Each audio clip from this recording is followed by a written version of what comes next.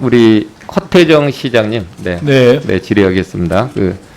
이제 올해 보니까 대전에 위치한 원자력 연구원하고 이제 한전 원자력 연구 연료 회사에서 이제 세슘도 유출이 되고 또 이제 불육화 우려룸 가스 유출 사고가 있었는데 인명 피해는 혹시 없었습니까? 네, 직접적인 피해는 없었습니다. 그래도 이제 부상이 한 2분 이렇게 있던데 전혀 없으셨어요? 그 안에서 이제 관련된 네. 직접 시설의 관리 인력 2분이 약간 노출은 됐는데 크게 뭐 인명상의 위협을 느끼거나 이런 정도로 되지 네. 않은 것으로 알고 있습니다. 그리고 보니까 대전에는 원자력 시설이 왜 이렇게 많아요? 7군데나 있는데 보니까.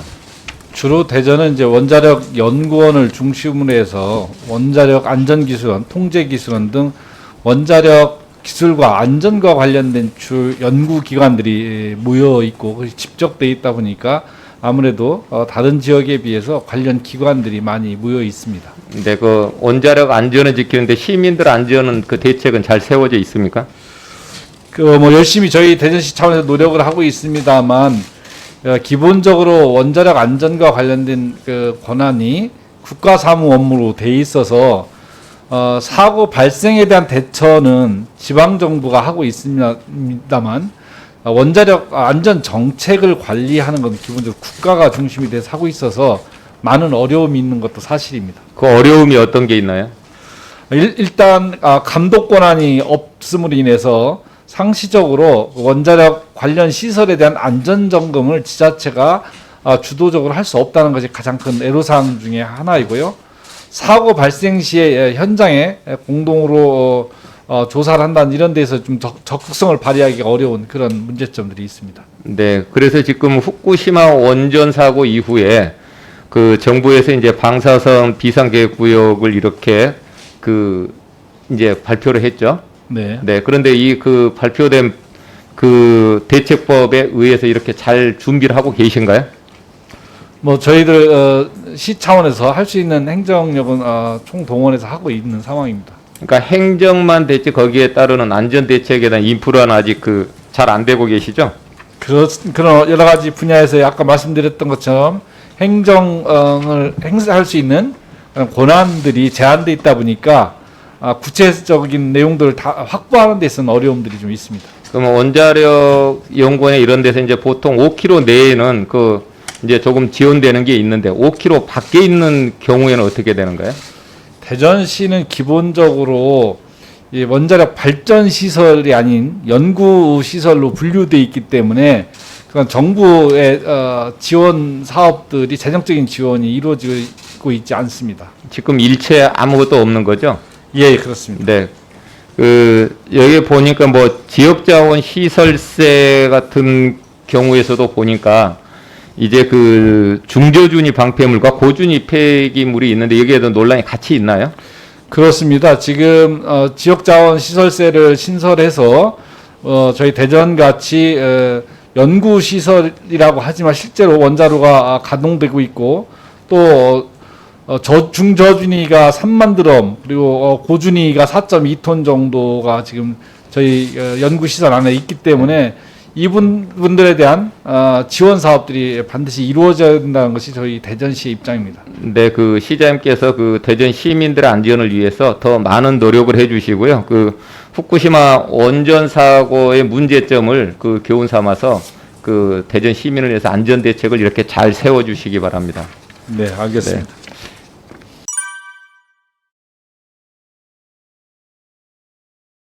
이용섭 시장님께 이렇게 말씀드리겠습니다. 지금 최근에 우리 시장님께서 강주 전남 통합 관련된 이야기를 말씀하셨죠. 그런데 이제 보니까 9월 10일 날 공공기관 이전 대응 전략 토론에서 이제 이 말씀을 해서 이제 굉장히 화두가 되고 있는데 왜 꼭 강주 전남 통합을 해야 된다고 생각을 하십니까? 크게 세 가지인데요. 우선 네. 첫 번째는 간략간략하게. 네. 수도권의 블랙홀을 막고 강주 전남이 생존하기 위한 것이고, 두 번째는 우리 주변에서 지자체들이 경쟁력을 제고하기 위해서 통합이 계속 논의되고 있습니다. 잘 아시는 것처럼 대구, 경북, 그리고 부산, 울산, 경남, 국제적으로도 보면 불란서도 한 23개 레지용이 13개로 통합됐고 일본도 47개의 도도부연이 19개 내지 14개로 이렇게 통합을 하려고 합니다. 그래서 저희가 볼 때는 통합이 시대 정신이다. 그래서 경쟁력을 높이기 위한 것이고요. 마지막 네. 세 번째는 제가 지난 2년 동안 강주시장을 하면서 느낀 게 강주하고 전라남도하고 이게 나누어져 있음으로 인해서 불필요한 과다한 경쟁 그리고 중복 투자, 비효율성 이런 것도 해소하기 위해서 강주의 새로운 네. 미래를 연다는 차원에서 제안을 한 것입니다. 근데 지금 그 어느 한쪽만으로서 통합은 절대 될 리가 없는 건 아시죠? 당연히 그렇습니다. 네. 그런데 이제 행정통합론의 장점이 있다면, 그리고 또 여기 경제통합론은 지금 그 김영록 지사님께서 이제 그 이게 실질적인 대안으로 지금 제시를 하고 있거든요. 그 시장님과 그 인식 격차가 좀 다르거든요. 크게 다르지 않습니다. 네. 저도 9월 10일 날 얘기한 것은 행정통합 논의를 시작하는 것이고 그 이후에 바로 다음 날 전라남도도 공감한다 이렇게 의견을 하고 시장님, 최근에 이제 경제통합, 스마트시티 얘기가 나왔는데 이거는 이제 행정통합으로 가기 위한 과정이고 얼마든지 그건 논의될 수가 있습니다. 네. 본 의원이 생각할 때는 행정통합론은 사실 그 주민들의 행정 서비스 질이 저는 더 떨어진다고 보고요. 그런데 이제 그 경제통합론 같은 경우는 사실 그 행정협의체라고 있잖아요. 거기에서 양 그 지자체장님들이 이렇게 결정을 하게 되면 거기에 대한 부분은 곧 그 같이 함께 이용해서 지금 강주 전남의 상생협의회라고 이렇게 만들어 놓고 있죠. 그 대신해서. 예. 그걸 활용을 하면은 경제적 그 통합론에 하는데 뭐 어떤 제약이 있나요? 그걸로 해서는 추진이 안 돼. 예, 안 됩니다. 행정협의체는 법적 근거는 있지만 사실상 임의적 규정 비슷하게 돼 있어서 효과가 없고요. 실은 이제 그 행정통합이라고 하는 건 세상이 지금 바뀌었지 않습니까? 90년대 초반까지만 해도 크면 나누는 거였습니다. 그때는 이제 중앙 집권 시대였고 정보통신이 발달되지 않았기 때문에 강주도 이렇게 떨어져 나왔고 대구도 떨어져 나왔지 않습니까? 그렇지만 지금은 규모의 경제가 강조되면서 적어도 지자체가 경쟁력을 가지려면 300만 내지 500만 명 이상의 시장은 가져야 된다 하는 게 대체적인 추세고 경향이기 때문에 그런 점도 아마 감안을 하셔야 될 것입니다. 행정의 편리성만 이렇게 생각해가지고 시민 도민들, 강주 전남 시도민들의 그런 그 행정의 서비스를 돕을 수 있는 방법이 먼저 강조해야 된다고 저는 생각합니다. 예, 전국적으로는 시민들의 행복 지수를 높이기 위한 것이죠. 네, 그렇게 그런 쪽으로 감안해서 예.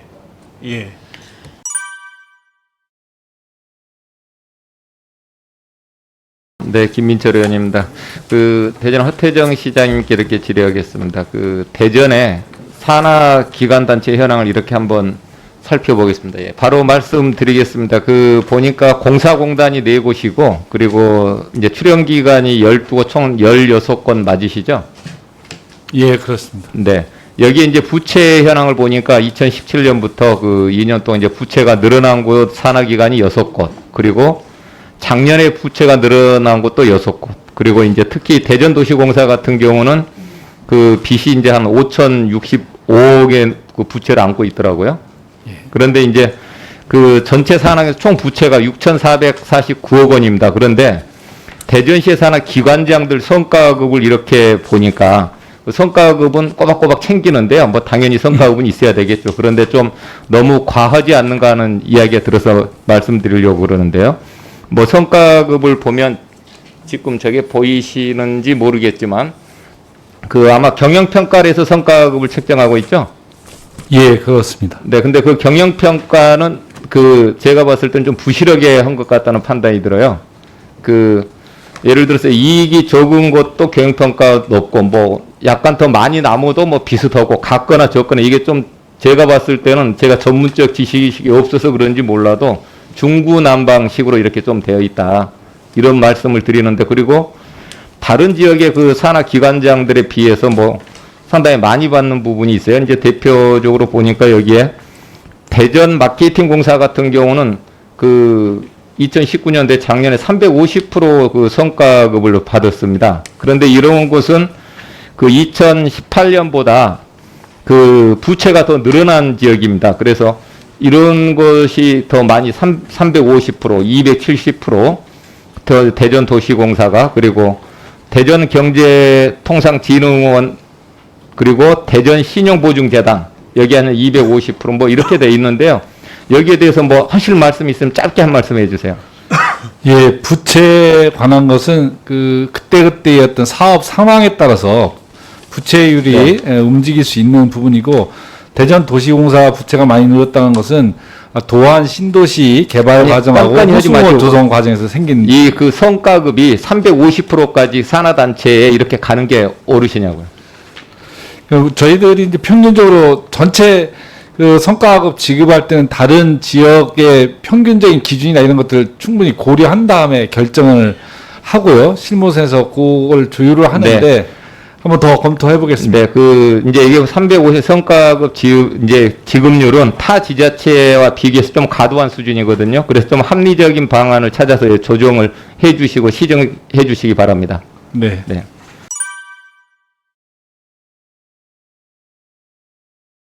그리고 강주 이용섭 시장님께 한 가지 여쭙겠습니다. 강주에 문화해설사라는 직업이 있죠? 예. 네, 그런데 거기에 얼마 전에 이제 문제점이 좀 있었죠. 근무 수칙 때문에 그렇죠? 예. 네, 그래서 근무 수칙에 보면 지각 3회 경고 1회 적용받은 자는 3개월 배치 중지. 근데 이분들이 하루 일당 받는 게 한 5만 원 정도 되는 거죠? 예. 그럼 이분들은 먹고 살기 힘들겠죠? 예. 이런 규정을 시하고 협의해서 만들었다 그러는데 맞습니까? 처음에 만들 때? 시청하고. 그 구체적인 내용은 제가 잘 모르겠습니다. 네네. 다만 산하단체니까 그러면 예. 제가 말씀드리겠습니다. 그래서 다행히 광주시의회에서 이제 이의를 제기를 해서 그 예. 부분은 이제 조항이 삭제가 됐습니다. 그런데 그 이후가 문제인데 예.